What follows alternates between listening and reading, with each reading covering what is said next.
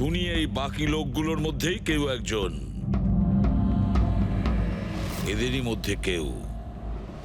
আর এবার এর পরের শিকার রোহান।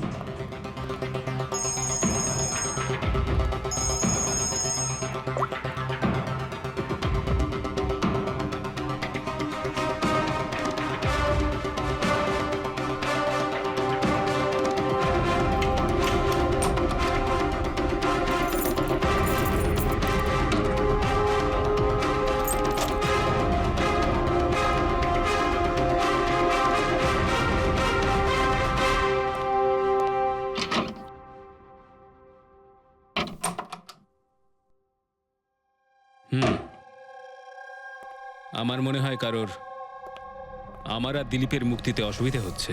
আমার প্রাণের ঝুঁকি আছে এখানে। I'll talk you later, bye. Sir, everything is okay. All right, তুমি এখানেই থাকবে আর কাউকে ভেতরে ঢুকতে দেবে না। Be alert, okay? Okay sir.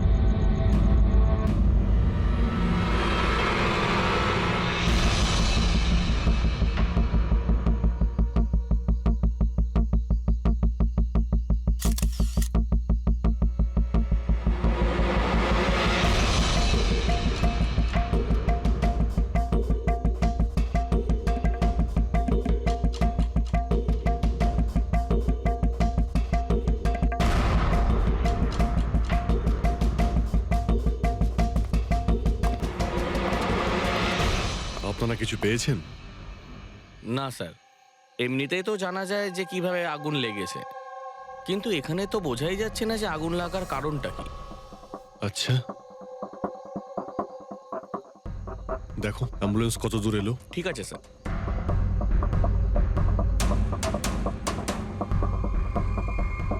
খুব বাজেভাবে ঝলসে গেছে। অদ্ভুত ব্যাপার, জানতেই পারা যাচ্ছে না যে আগুনটা কি করে লাগলো।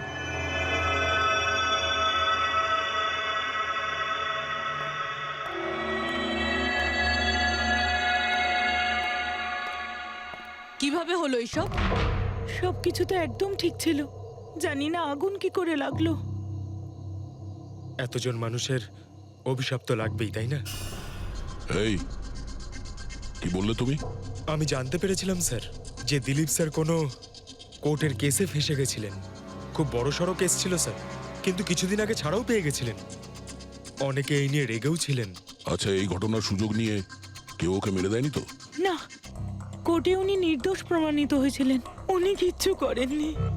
কি কি কেস ছিল? 9 বছর আগে জামাইবাবু থিয়েটারে আগুন লেগে গিয়েছিল, যার জন্য বেশ কয়েকজন মারাও গিয়েছিল, আর সমস্ত দোষ জামাইবাবুর ঘাড়ে চাপলো। এমনি এমনি কি করে আগুন লাগতে পারে? এটা নিশ্চয়ই কারোর প্ল্যানিং। কাউকে সন্দেহ হচ্ছে আপনাদের? এটা কে করতে পারে? যে কেউ করতে পারে, অনিতাও করতে পারে। কোন কোন অনিতা? টনির ওয়াইফ, ও এখানে এসেও ছিল।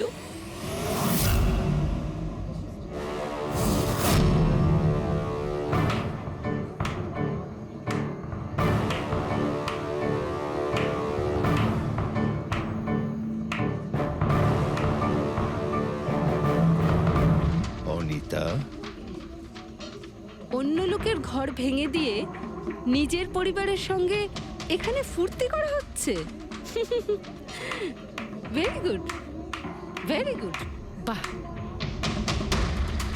কিন্তু একটা কথা মনে রেখো, ওই লোকগুলোর মতো তোমরাও ছটফট করে মরবে। সিকিউরিটি, এই চুপ, একদম চেঁচাবি না। বের করো একে বাইরে, বের করো। চলুন ম্যাম, বাইরে চলুন। আউট। মনে হচ্ছে তোদের কি পরিণতি হবে তা নিয়ে কোনো মাথা ব্যথা নেই। তোদের খারাপ সময় শুরু হয়ে গেছে, মনে রাখিস। তুই আমার টনির সাথে যা করেছিস না, মনে রাখিস এরপরে তুই আর বেশি দিন বাঁচবি না, শুনেছিস? তুই এই নিয়ে যাবে কে? তুই আর বাঁচবি না, নরকে যাবি তুই। আর তাকে দেখছো কি? নিয়ে যাবে কে?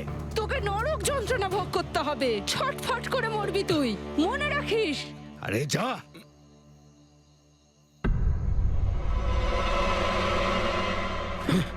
Let's enjoy Rohan. আরে ভুলে যাও।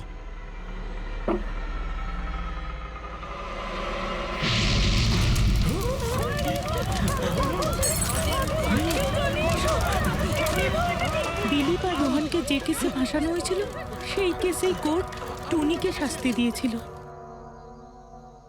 আচ্ছা, কে কে জানতো যে আপনারা এখানে এই রেস্টুরেন্টে আসবেন?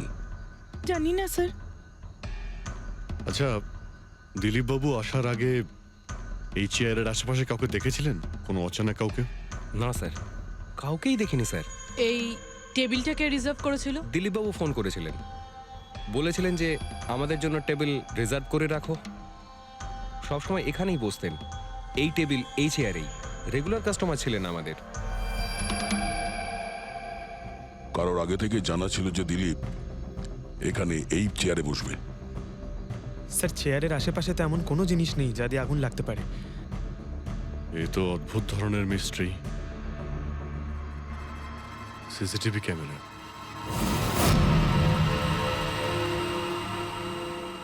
এর ফুটেজ থেকে জানতে পারা যাবে কি হয়েছিল এখানে।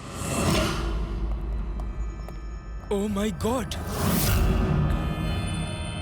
এসব কিভাবে হলো? কে করতে পারে এসব? ওই করেছে যে দিলীপকে খুন করেছে প্রমাণ লোপাটের জন্য। আর যে কেউ কিভাবে এই মনিটর রুমে চলে এলো? তোমার সিকিউরিটি কোথায়? স্যার, এই রুমে সিকিউরিটির কোনো প্রয়োজনই হয় না। এর আগে এরকম কখনোই হয়নি স্যার।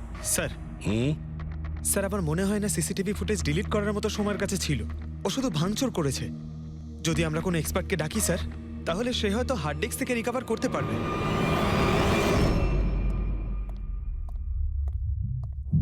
স্যার, স্যার 9 বছর আগে দিলীপ আর রোহনের একটা থিয়েটার ছিল যেটায় আগুন লেগে গিয়েছিল। এক্সিট এন্ট্রির দরজা বন্ধ থাকার কারণে 12 জন লোক আগুনে পুড়ে মারা যায়। ভিকটিমদের ফ্যামিলি যখন কেস করে তখন ইনভেস্টিগেশনে জানা যায় যে সেই সময় একজন গার্ড ছিল। হ্যাঁ, টনি। হ্যাঁ স্যার। স্যার, কোর্টে এটা প্রমাণ হয়ে গিয়েছিল যে টনি অনেক মদ খেয়েছিল, আর মদের নেশা সে এতটাই চুর ছিল যে ইমার্জেন্সি এক্সিটের দরজাও খুলতে পারেনি। হ্যাঁ, কিন্তু এই টনির স্ত্রী অনিতা এটা মানতে রাজিই নয় যে ভুলটা টনি করেছিল। স্যার, শুধু উনিই নন, অনেক আর্টিকেল এবং নিউজ পেপারও কিন্তু কোর্টের সিদ্ধান্তের ব্যাপারে কথা বলেছিল। যখন এই ঘটনাটা ঘটেছিল তখন দিলীপ আর রোহনের বিরুদ্ধে সলিড এভিডেন্স ছিল, কিন্তু তারপর কেস চলতে থাকলো। 9 বছর হয়ে গেল। কিছু প্রত্যক্ষদর্শী বয়ান বদলে দিল, আর কিছু লোক বাইরে চলে গিয়েছিল। স্যার, দিলীপ আর রোহন নিশ্চয়ই টাকা আর ক্ষমতার অপব্যবহার করেছে, আর এই কথাটা নিশ্চয়ই টনি জানতে পেরেছিল। ওই হয়তো পাঠিয়েছে অনিতাকে দিলীপকে মারার জন্য। কিন্তু ফেডরিক, যখন অনিতা ওখানে ছিলই না, তাহলে আগুন লাগালো কি করে? না না, সিকিউরিটির লোকেরা তো ওকে বাইরে বের করছিল ওই রেস্টুরেন্ট থেকে। এমন কি জিনিস ছিল যার জন্য হঠাৎ করে আগুন লাগলো? স্যার, হয়তো ডক্টর সালুঙ্খে আমাদের কোনো হেল্প করতে পারে। না হলে অনিতা।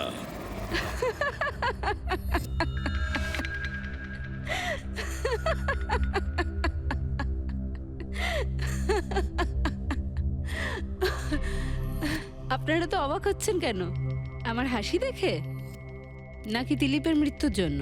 দিলীপের মারা যাওয়াতে এত আনন্দ কিসের?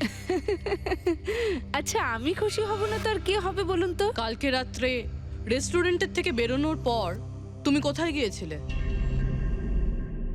জেলে আমার স্বামীর সঙ্গে দেখা করতে। ওয়ার্ডেনের কাছে সমস্ত রেকর্ড আছে, আপনারা চাইলে চেক করতে পারেন। সেটা তো আমরা করবই। আর এইটাও যে তুমি ওই আগুনটা লাগালে কিভাবে? কোনো কালো জাদু করেছিলে তুমি? দিলীপের গায়ে হঠাৎ করে আগুন লাগলো কি করে?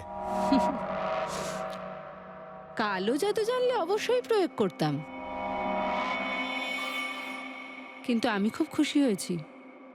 দিলীপও ঠিক সেইভাবেই ছটপট করে মরেছে যেভাবে 9 বছর আগে ওই নিরীহ লোকগুলো মারা গেছিল, যেটা শাস্তি এখন আমার স্বামী টনি ভুগছে।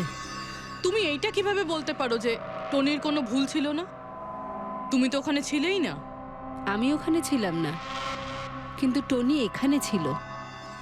সেদিন ওর শরীর খারাপ ছিল। ওর মালিকদের মানে রোহন আর দিলীপকে বলে তাড়াতাড়ি বাড়ি চলে আসে আগুন লাগার অনেক আগেই। ভুল ওদের দুজনের ছিল, ওরাই পুরনো দরজা ঠিক করায়নি, যার জন্য ওখানে আগুনে পুড়ে অনেক লোক মারা গেছিল। আমার স্বামীর নয়, ওদের দুজনের দোষ ছিল। তাতে তোমার নিশ্চয়ই খুব রাগ হয়েছিল, ওদেরকে মেরে ফেলারও ইচ্ছে হয়েছিল। 12 জন মারা গেছিল ওখানে। আমার থেকে অনেক বেশি রাগ ওদের পরিবারের লোকেদের হয়েছিল, কিন্তু এখন হয়তো ওরা খুব খুশি দিলীপের মৃত্যুর খবর শুনে। খুব খুশি হয়েছে। ওরা আরো বেশি আনন্দ পাবে যেদিন রোহন পুড়ে মরবে।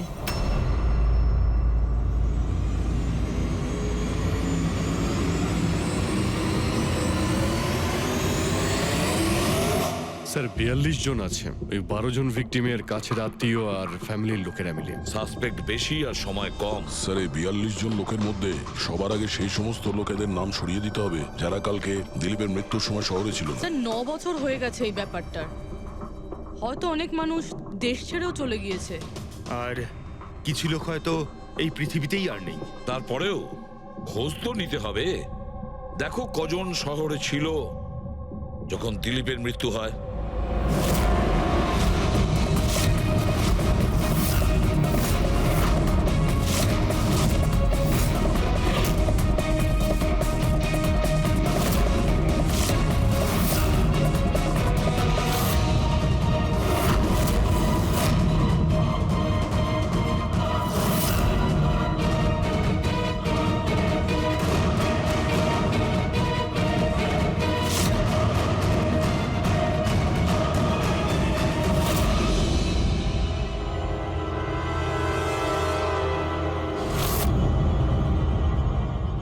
হ্যাঁ পঙ্কজ, কজন এখানে আছে?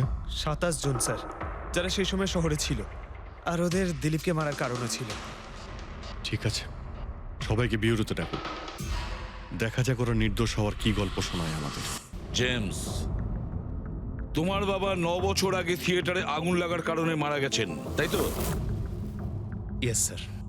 আপনার হাজবেন্ড ফিল্ম একাই দেখতে গিয়েছিলেন? সেই দিন আমি বিজি ছিলাম, তাই উনি একাই চলে যান। কালকে রাত্রে কোথায় ছিলে তুমি? স্যার আমি আমার বন্ধুদের সঙ্গে ছিলাম। স্যার আমি পাসপোর্ট অফিসে গেছিলাম। ওই দুজনকে আমি এমনি এমনি ছেড়ে দেব না। তো কি করেছিলে তুমি? ভেবেছিলাম যে দিলীপের সাথে ফেস টু ফেস দেখা করব, আর ওকে জিজ্ঞেস করব যে তুমি এরকম কেন করলে। স্যার তারপরে আমি আমার বন্ধুদের সাথে বাড়িতে যাই। আমি আমার ওয়াইফের সাথে মলে ছিলাম। স্যার আমার বন্ধুদের জিজ্ঞাসা করতে পারেন।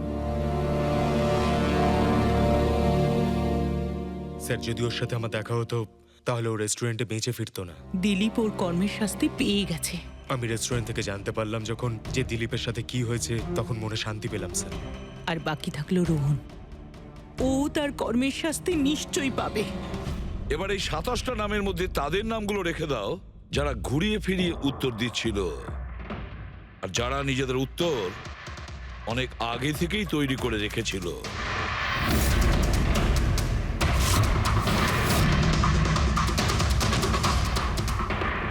স্যার এবার 15 জন রইল। এবার এই 15 জনকে ওই দিনের ব্যাপারে জিজ্ঞাসা করতে হবে যখন 9 বছর আগে থিয়েটারে আগুন লেগেছিল। দেখা যাক কে সব থেকে বেশি রেগে যায় আর কে মুখ ঘুরিয়ে নেয়। স্যার, আমার ভাই মাধ্যমিক পাশ করেছিল। ও বলেছিল বন্ধুদের পার্টি দিতে চায়, সিনেমা দেখাতে চায়, টাকা দাও। স্যার, আমি সেই জন্য ওকে টাকাও দিয়েছিলাম। হয়তো ওই টাকাটা আমার ওকে দেওয়া একেবারেই উচিত হয়নি স্যার। যে এই কাজটা করে থাকুক খুব ভালো করেছে। আজকে আমি খুশি, আজ আমি খুব খুশি। কুমারবাবু, আপনি ইউনিভার্সিটিতে ফিজিক্সের প্রফেসর, তাই তো? Yes sir, head of the department physics. কিন্তু আমার নিজের ছেলেরই পড়াশোনায় কোনো ইন্টারেস্টই ছিল না। অনেক বকেছি আমি ওকে, কিন্তু তাতে কোনো রকম কোনো লাভই হয়নি। 1 নম্বরের বদমাইশ হয়ে উঠেছিল। সেদিনও কলেজ বাঙ্ক করে বন্ধুদের সাথে সিনেমা দেখতে চলে গিয়েছিল। আর স্যার, তারপর ও আর কোনোদিন বাড়ি ফিরে আসেনি। হিমেশ, রাইট? তুমি কন্ট্রাক্টর না? হ্যাঁ স্যার। হিমেশ, 9 বছর আগে তুমি তোমার স্ত্রীর সঙ্গে সিনেমা দেখতে গিয়েছিল ওই সিনেমা হলে? আমাদের নতুন নতুন বিয়ে হয়েছিল, স্যালোনির সাথে সিনেমা দেখতে গিয়েছিলাম। ওর খুব খিদে পেয়েছিল, আমি সিঙ্গাড়া আনতে বাইরে গেছিলাম। আমি আমি ওখানে ফিরে গিয়ে দেখলাম ওখানকার দরজা লক হয়ে গেছে, আর ভেতর থেকে লোকেদের চিৎকার চেঁচামেচি শোনা যাচ্ছিল, আর আর খুব ধোঁয়া বেরোচ্ছিল ওখান থেকে। সালোনি, আমি স্যার দরজা খোলার অনেক চেষ্টা করেছিলাম, আমি খুব চেষ্টা করেছিলাম। আমি পাগলের মতো দরজায় ধাক্কা দিতে থাকি। সালোনি, সালোনি, সালোনি বলে আমি চিৎকার করতে থাকি, কিন্তু আমি কিচ্ছু করতে পারিনি স্যার। আমি কিচ্ছু করতে পারিনি, আমার সালোনিকে আমি বাঁচাতে পারিনি। ওখানে তো একটা গার্ডও ছিল না, টনি? ও কি দরজা খোলেনি? ছিল না স্যার। ওখানে কোনো গার্ড, মানে আর কাউকে দেখেছিলে তুমি? কেউ ছিল না স্যার, কেউ ছিল না। আমি 9 বছর আগে কোর্টে যে কথা বলেছি আজও তাই বলছি। যখন সিনেমা হলে আগুন লেগেছিল তখন টনি ওখানে ছিল না স্যার।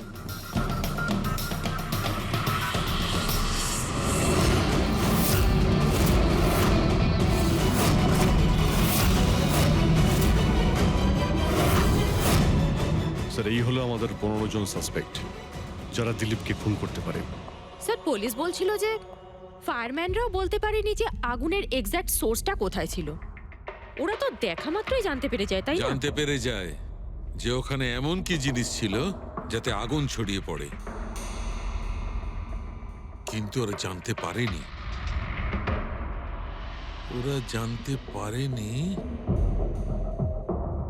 ওরা এই জন্য জানতে পারেনি কারণ ওই জিনিসটার না ছিল কোনো গন্ধ, না ছিল রং। Exactly sir.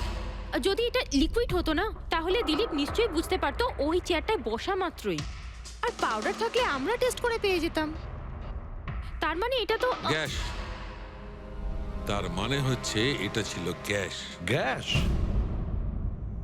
এই জন্য ওই ফায়ারম্যান জানতে পারেনি যে কিসের জন্য আগুন লেগেছিল। ইনফ্লেমেবল গ্যাস বস, যার শুধু একটা স্পার্কের দরকার হয় জ্বলে উঠবার জন্য। কিন্তু একটা কথা বুঝতে পারছি না, দিলীপ যে চেয়ারে বসেছিল সেই চেয়ারে গ্যাস আসলো কোথা থেকে? চেয়ার থেকেই।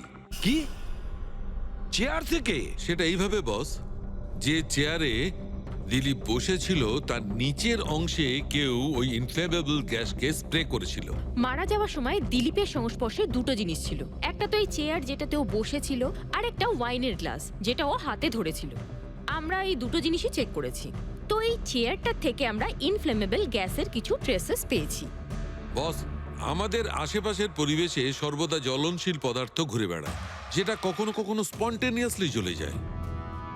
যেমন হচ্ছে মাস গ্যাস, একটা ন্যাচারাল বায়োগ্যাস, আর জ্বলনশীল গ্যাস এর মেইন কম্পোনেন্ট। তার মানে ইনফ্লেমেবল গ্যাস যে কোনো সময় হাওয়াতে এমনি এমনি জ্বলে উঠতে পারে? না ফ্রেডি, নিজে নিজে নয়।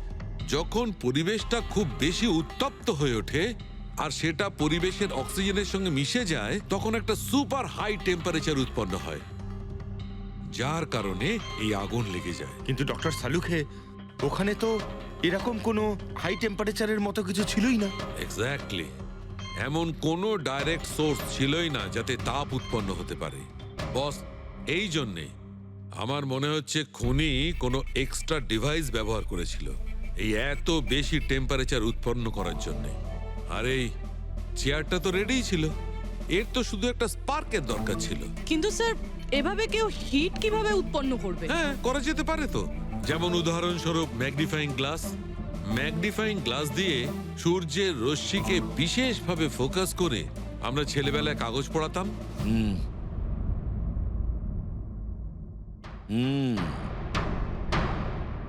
মনে হচ্ছে ওই রেস্টুরেন্টে আবার যেতে হবে, খোঁজ নিতে হবে কিসের থেকে আগুনটা লেগেছিল।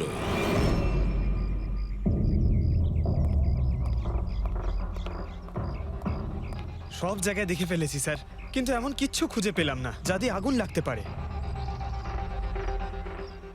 আর এটা ওপেন এয়ার রেস্টুরেন্ট। যখন খুনি দিলীপের চেয়ারের নিচে ওই ইনফ্লেমেবল গ্যাস স্প্রে করেছিল, কেউ তো দেখেছিল। সেটাই তো, চেয়ারে হঠাৎই আগুন লেগে যায় আর দিলীপ পুড়ে মারা যায়। কেউ কিছু দেখেনি আর না আমরা কোনো প্রমাণ পাচ্ছি। স্যার, ওই data expert CCTV footage recover করে ফেলেছে, আপনারা দেখতে পারেন স্যার। গুড। দয়া, তুমি গিয়ে দেখো, ততক্ষণ আমি এখানে দেখছি কিছু পাওয়া যায় কিনা। স্যার, দিলীপ আর ওর ফ্যামিলি আসার 15 মিনিট আগের ফুটেজ এটা।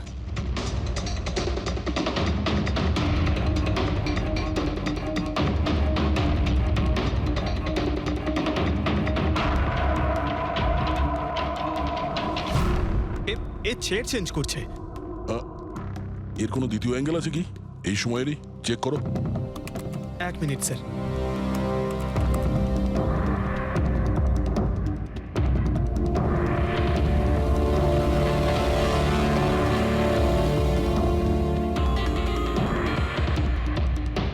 ও চেয়ারটার সঙ্গে কি করছে? গ্যাস স্প্রে করছে নাকি? হ্যাঁ, ও নিজের চেয়ারে গ্যাস স্প্রে করলো আর ও নিজের চেয়ারের সঙ্গে ওই চেয়ারটা বদলে দিল যেটাই দিলীপ বসতো।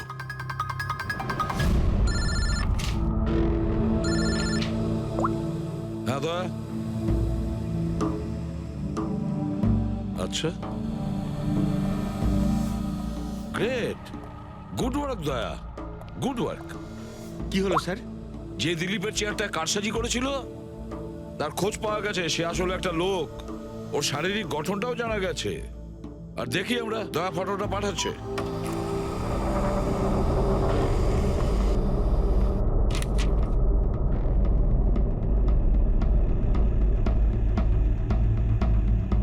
খুনি এই বাকি লোকগুলোর মধ্যেই কেউ একজন,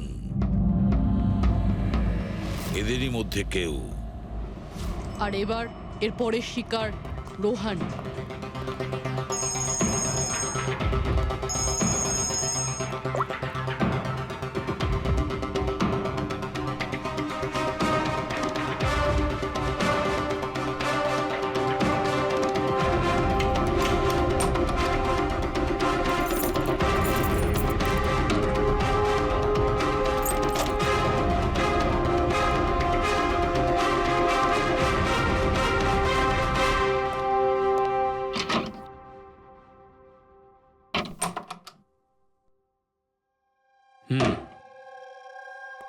আমার মনে হয় কারোর আমার আর দিলীপের মুক্তিতে অসুবিধা হচ্ছে।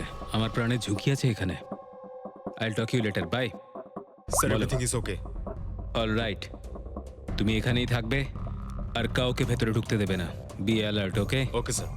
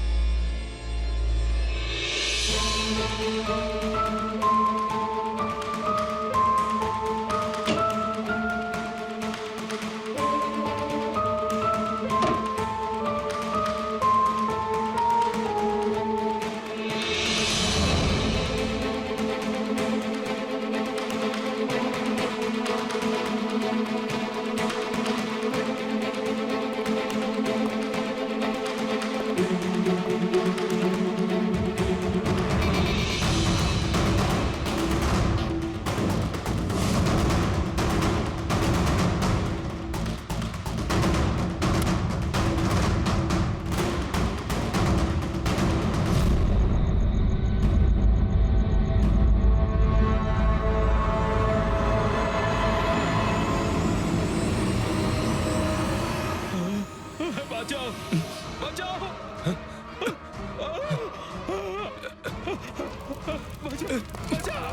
বাঁচাও ওকে জল দাও জল বাঁচাও বাঁচাও বাঁচাও স্যার আসছি স্যার স্যার স্যার এক মিনিট স্যার স্যার বাঁচাও স্যার কোথায় আপনি জল জল দাও স্যার বাঁচাও বাঁচাও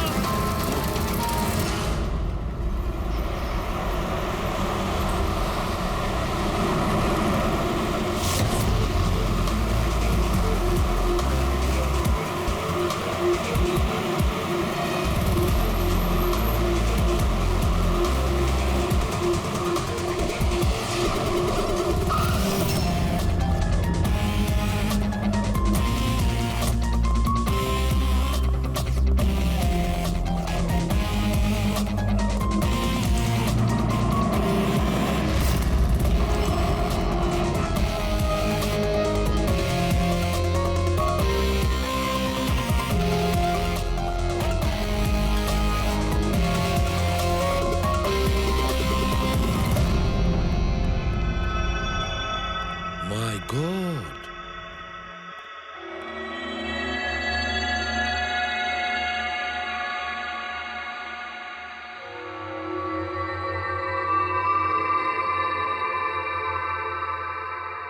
কি হয়েছিল এখানে আর কিভাবে?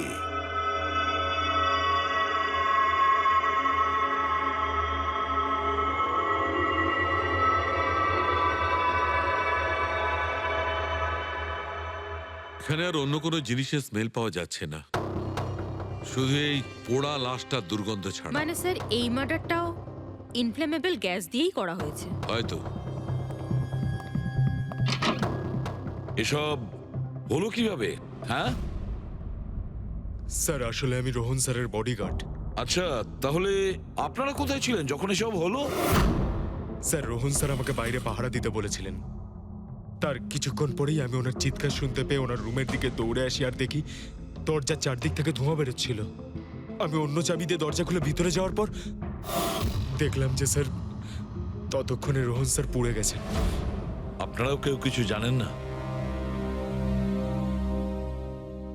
অদ্ভুত ব্যাপার, রুমের মধ্যে কোনো সূত্র পাচ্ছি না, শর্ট সার্কিট হয়নি, পর্দাটা ভেতর থেকে বন্ধ, এই উইন্ডোজটা পার্মানেন্টলি ক্লোজড, কেউ বাইরে থেকে ভেতরেও আসতে পারবে না, আর বাইরে থেকে ভেতরে কোনো ভিউও নেই, কেউ দেখতেও পাবে না। তাহলে লোকটা মরলো কিভাবে? এটার থেকে আগুন লেগেছে বস।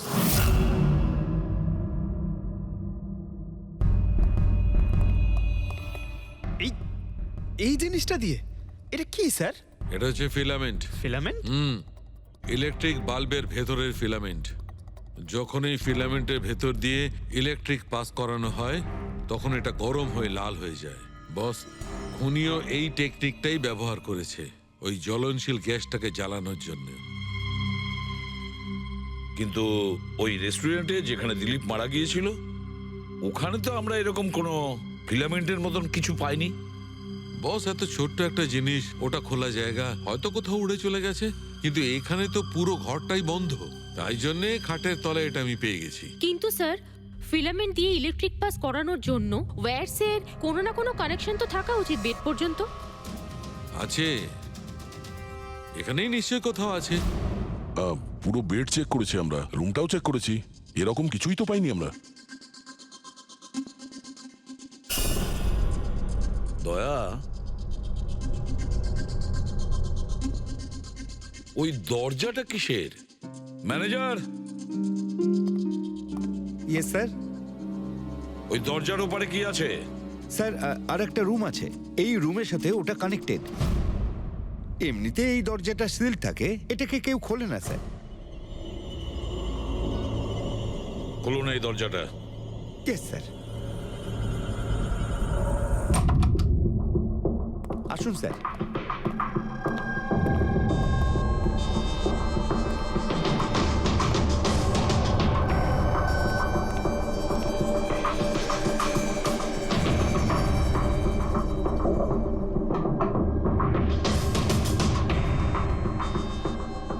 আচ্ছা ম্যানেজার বাবু, কার রুম এটা? কে থাকে এই রুমটাতে? কোনো একজন গেস্ট স্যার, ডিটেলস চেক করতে হবে। দেখুন।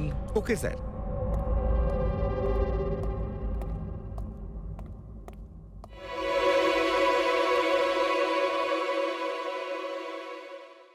স্যার, ওখানে ওই রুমের মধ্যে যা হয়েছে স্যার, সব এই রুম থেকেই করা হয়েছে স্যার। কিন্তু যদি কারেন্ট এই রুম থেকে পাস করা হয়ে থাকে তাহলে এখান থেকে বেড পর্যন্ত কোনো না কোনো ওয়্যার তো থাকা উচিত। আর যদি থেকে থাকে তাহলে রোহন নিশ্চয়ই সেটা দেখতে পেয়েছে। হ্যাঁ, হয়তো ওর বডিগার্ডও দেখে থাকবে। ডাকো তো ওর বডিগার্ডকে। আপনি এদিকে আসুন।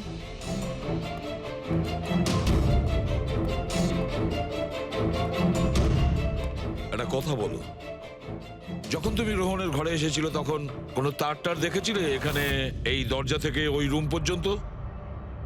কোনো কিছু? না স্যার, রোহন স্যার এই রুমে ঢোকার আগে আমি এই রুমটাকে খুব ভালো করে চেক করেছিলাম, কিন্তু তার বা সেরকম কিছু আমার চোখে পড়েনি। ঠিক আছে, যাও তো। যাই হোক না কেন দয়া, খুনি এই দরজাটা ব্যবহার করেছে। এই দরজা দিয়ে রোহনের রুমে আসে আর রোহনের বেডে ইনফ্লেমেবল গ্যাস স্প্রে করে, আর যে কোনো ভাবেই হোক ফিলামেন্টে কারেন্ট দিয়ে দেয়, তাতে ফিলামেন্ট গরম হয়ে যায় আর ইনফ্লেমেবল গ্যাসে আগুন ধরে যায়, আর তাতে রোহনের মৃত্যু হয়। বস, একটা কথা কিন্তু ঠিক, খুনি যেই হোক না কেন তার ইলেকট্রিক আর কেমিক্যাল সম্পর্কে খুব ভালো জ্ঞান আছে। প্রফেসর কুমার, ফিজিক্সের প্রফেসর কুমার, ওর থেকে আর কে বেশি জানতে পারে এই ব্যাপারে? স্যার, ওই প্রফেসর কুমারের সঙ্গে দেখা করো। স্যার। দয়া, আমিও যাব তোমার সঙ্গে।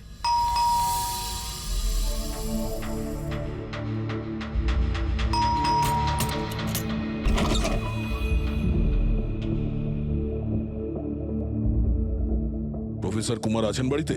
হ্যাঁ আছেন, কিন্তু আপনারা? সিআইডি। সিআইডি? সব ঠিক আছে তো স্যার? হ্যাঁ, ওনাকে কিছু জিজ্ঞাসা করার আছে। কোথায় উনি? বাইরে বাচ্চাদের পড়াচ্ছেন, আমি ডেকে আনছি। ঠিক আছে ঠিক আছে, আমরা দেখছি।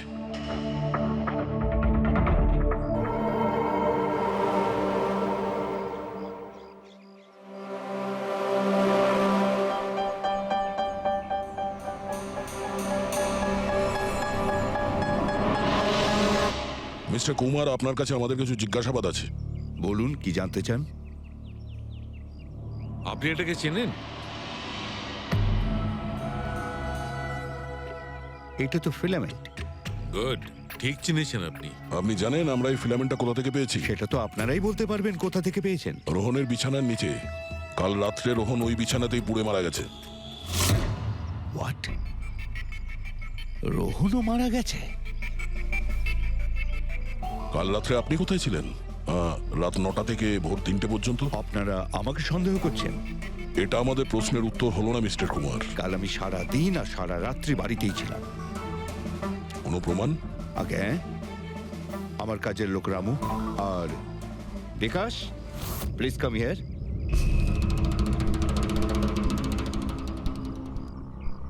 Yes sir.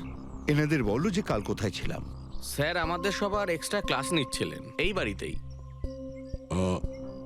কটা থেকে কটা পর্যন্ত? স্যার, সন্ধ্যা 6টা থেকে ভোর 5:30 পর্যন্ত।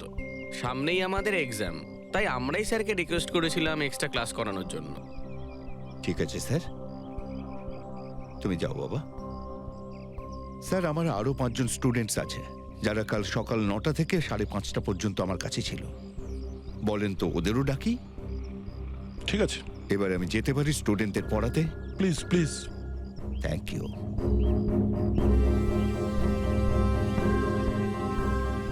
হ্যাঁ, তাহলে আমি যেটা বলছিলাম যে শোল্ডারিং ওয়্যার ছাড়াও আমরা মাদারবোর্ড ফিক্সড করতে পারি with the help of adhesive conductor.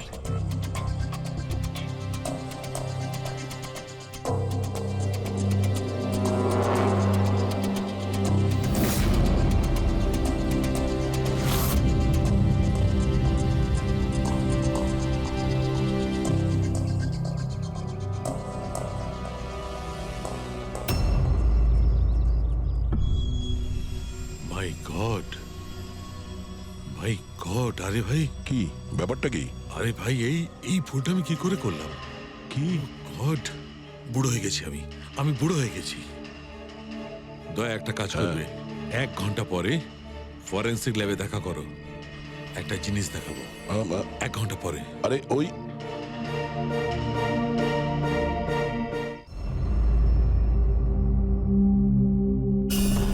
হ্যাঁ বস, একটা কাজ করো, এই সুইচটা দিয়ে ওই বাল্বগুলোকে জ্বালাও। এই সুইচ দিয়ে? এই সুইচ দিয়ে? হ্যাঁ হ্যাঁ, এই সুইচটা দিয়ে। আরে এর মধ্যে কোনো কানেকশন দেওয়া নেই, কিভাবে জ্বলবে? তুমি প্রশ্ন করো না, কখনো কখনো আমার কথাটাও মেনে নাও। কখনো কখনো। এই অন করলাম। কই স্যার, কিছুই তো হলো না। হবে হবে। আরে কি হবে? কিছুই হবে না। হবে ভাই, বিলিভ মি, হবে। 1 মিনিট। আরে ওর শরীর ঠিক আছে তো? হ্যাঁ স্যার, জানি না কি হয়েছে, প্রফেসর কুমারের সঙ্গে দেখা করে আসার পর থেকেই উনি বাল্ব নিয়ে খেলে যাচ্ছেন। একটা কথা বলো, ওই ফিঙ্গারপ্রিন্ট গুলোর খবর কি, যেগুলো তুমি হোটেলের লোকেদের কাছ থেকে নিয়েছিলে আর ওই রুমটা থেকে নিয়েছিলে? স্যার, অনেক ফিঙ্গারপ্রিন্টস পাওয়া গেছে, কিন্তু সবগুলো স্টাফ মেম্বারসদেরই, এছাড়া আর কারোর পাওয়া যায়নি। এটা কিভাবে সম্ভব? এই যে দাদা, একটু এই দিকেও দেখুন। হ্যাঁ হ্যাঁ দেখছি। হ্যাঁ,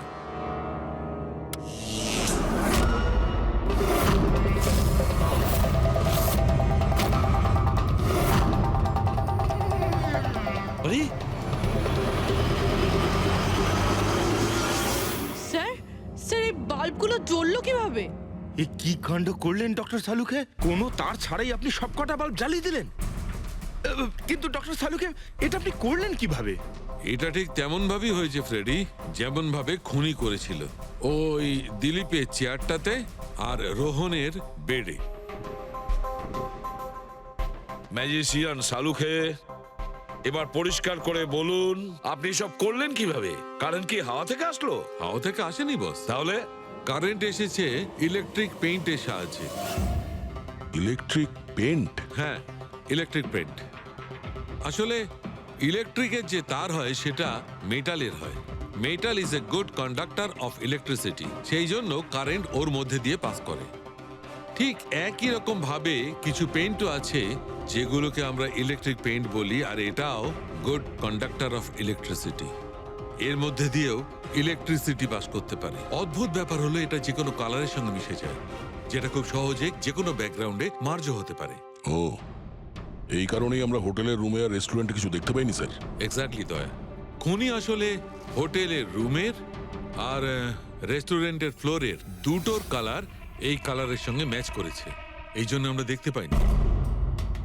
তার মানে ইলেকট্রিক কারেন্ট, এই ইলেকট্রিক পেন্ট, এটা কি খুব সহজেই পাওয়া যায়? হ্যাঁ, পাওয়া যায়। আসলে এটা ইলেকট্রিক সোল্ডারিং আর রিপেয়ারিং এর কাজে লাগে। আর এটা সবচেয়ে বড় বিশেষত্ব হলো যে এটা সাধারণত খালি চোখে এটা দেখা যায় না, শুধুমাত্র ইনফ্রারেড লাইটেই এটা দেখা যায়। আমি দেখাচ্ছি।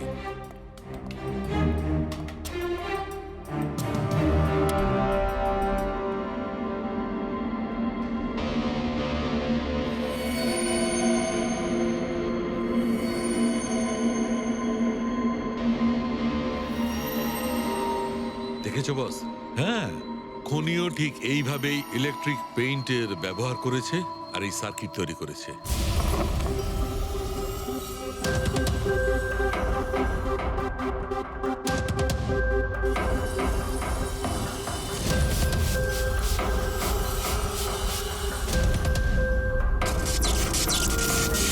একটা কথা তো নিশ্চিত, এ যেই হোক না কেন তার এ সমস্ত ব্যাপারে খুব ভালো জ্ঞান আছে। কিন্তু স্যার, এদের মধ্যে খুনিকে ওই প্রফেসরের সঙ্গে তো কথা বলে নিয়েছি স্যার, ও তো না এই মুন্সি। এই লোকটা তো একজন ক্লার্ক, কিন্তু আমার মনে হয় না যে একজন ক্লার্কের সায়েন্সের ব্যাপারে এত জ্ঞান থাকতে পারে। স্যার, এদের মধ্যে সব থেকে বেশি শিক্ষিত তো ওই প্রফেসর কি মনে হচ্ছে? এটা এমন কেউ হতে পারে যেটা প্রফেসরের মতো ইন্টেলিজেন্ট নয়, অথচ এই ব্যাপারে অনেক কিছুই জানে।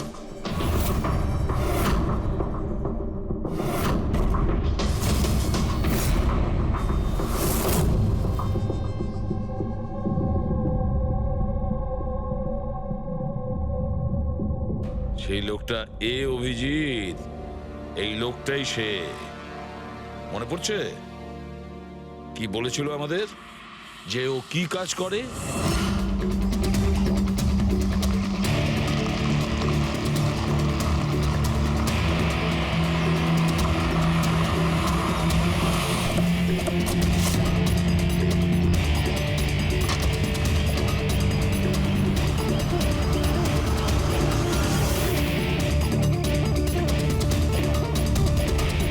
যাওয়া যাক শ্বশুর বাড়ি।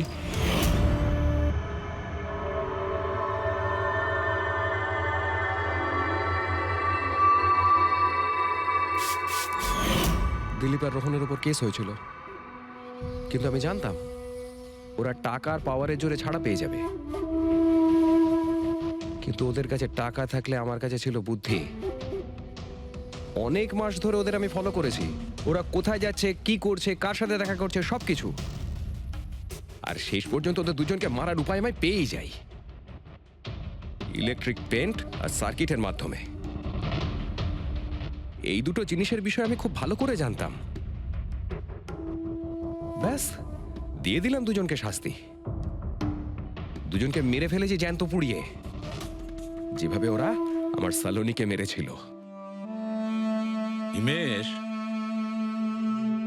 তোমার স্ত্রীর সঙ্গে যা কিছু হয়েছে সেটার জন্য আমরা সবাই দুঃখিত, কিন্তু দিলীপ আর রোহনকে মেরে তুমি কি পেলে?